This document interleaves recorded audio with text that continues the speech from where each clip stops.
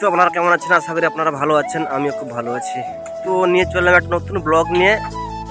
ব্লগটা খুবই ছোট হবে, তো গাইস আপনারা দেখতে থাকুন। शाबाश बेटा, बहुत बढ़िया। হঠাৎ আমাদের একটা কল হয়ে গেল, এয়ারসেলের কল। একটু আমাদের যেতে হবে সেই হরিণমারিতে।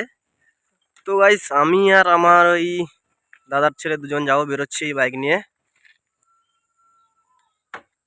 তো আমাদের একটু যন্ত্র আনতে যেতে হবে, তো গাইস দেখতে থাকো। আচ্ছা, আমরা ক্লাবের কাছাকাছি চলে এসেছি, এক্ষুনি আমাদের যন্ত্রটা নিতে হবে। আমাদের সামনেই ক্লাব, এখানে।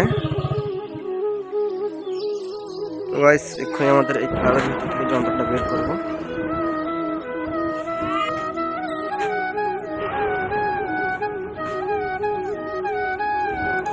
তো গাইস এখানে আমাদের যন্ত্র থাকে, যন্ত্রটা নিয়ে যাচ্ছি।